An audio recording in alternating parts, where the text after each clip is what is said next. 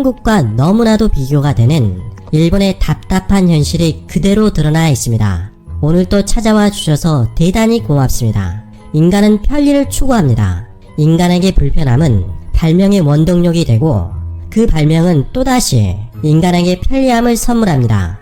현재까지 개발된 과학기술을 통해 인간은 그러한 편익을 누려왔습니다. 세탁기와 냉장고, 그리고 자동차까지 그러한 발명품은 어디에서나 쉽게 접할 수가 있습니다. 특히 최근에는 IT 기술은 없어서는 안 될 정도로 인간에게 매우 중요한 편리함을 선물합니다. 예전에는 직접 발품을 팔아 정보를 획득하고 신청했지만 지금은 인터넷 하나로 모든 것이 연결되어 상당한 시간이 소요되었던 일들이 단 몇 분 만에 해결되는 시대가 온 것이죠. 하지만 그러한 인간의 편익에 역행하는 시대를 살고 있는 국가가 있습니다. 바로 일본인데요. 일본 매체 현대 비즈니스에 따르면 그러한 일본 정부의 참담한 현실이 그대로 드러나 있습니다. 특히 일본 정부의 온라인 시스템에는 문제가 많지만 후생 노동성은 더욱 심각하다고 토로했습니다. 고용보조금은 국가가 고용을 촉진하기 위해서 지급하기 위한 보조금으로 국가가 일자리를 창출하기 위해서 기업들이 근로자를 채용할 경우에 지급해주는 것이 일반적입니다. 당연히 시기적절하게 지급되어야 하기 때문에 신속성이 매우 중요합니다. 그런데 일본의 고용조정보조금의 온라인 시청은 무려 2개월 반이나 정지되어 있었습니다. 그 기간 동안 전혀 온라인 시스템이 작동하지 않고 있었다는 뜻입니다. 하지만 문제는 거기서 끝나지 않았습니다. 일본의 C19 정보 수집 시스템은 지자체로부터 외면을 당하고 있으며 접촉 확인 어플 코코아로 통지를 받아도 보건소의 체계가 따라가지 못하고 있습니다. 병원의 물자를 배분하는 시스템 역시 작동하지 않고 있죠. 한마디로 평가하자면 총체적 난국인 상황이었습니다. 이렇게 모든 IT 시스템이 엉망진창인 것은 IT 시스템의 발주자인 일본의 후생 노동성이 발주를 받은 기업의 IT 능력을 평가하지 않고 발주하기 때문이었습니다. 당연한 이야기이겠지만 능력도 평가하지 않고 발주하다 보니 부작용이 속출할 수밖에 없습니다. 일본의 온라인 고용보조금 신청은 5월 20일 개시 첫날부터 개인정보가 유출되는 심각한 문제가 생겨 운용이 정지되는 황당한 사건이 발생했습니다.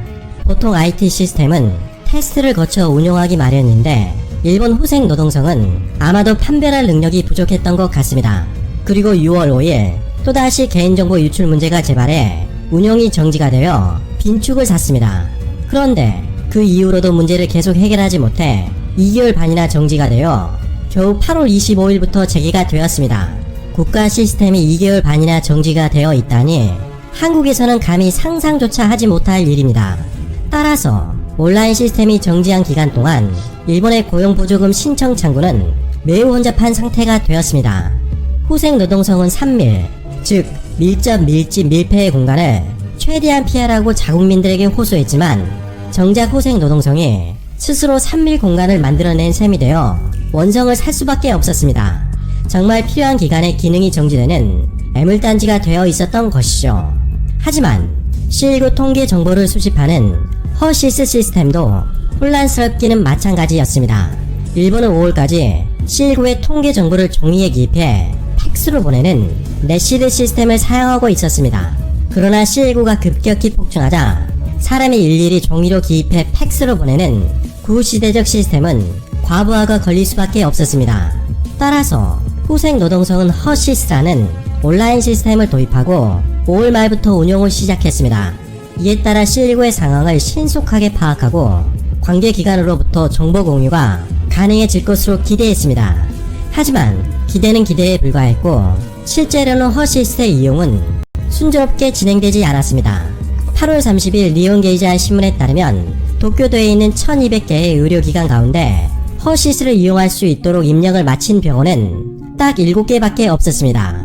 도쿄도에서만 1200개의 병원 중에서 겨우 7개 뿐이라니 실패했다라는 비판을 받기에 충분했습니다. 이러한 상황이 발생한 것은 도쿄도가 등록을 제한하고 있기 때문이었습니다. 도쿄도에 따르면 개별 의료기관이 따로 입력하면 집계에 시간이 걸리기 때문이라고 주장했습니다. 즉 도쿄도는 이번에 개발된 온라인 시스템보다 예전의 방식인 보건소 단위로 집계를 하는 것이 효율적이라고 판단했다는 것입니다. 후생 노동성이 많은 비용을 들여 시스템을 개발했는데 지자체와는 엇박자가 난 것이었습니다. 그 결과 팩스로 실그 통계를 집계하고 있는 일본의 현실은 전혀 개선되지 않았습니다. 하지만 세밀하게 문제점을 파악해보면 역시나 후생 노동성이 문제였습니다. 지자체는 자체적으로 라인이나 클라우드 등 여러가지 시스템을 사용하고 있습니다. 당연히 후생 노동생의 시스템이 호환이 되면 좋겠지만 그렇지 않았습니다.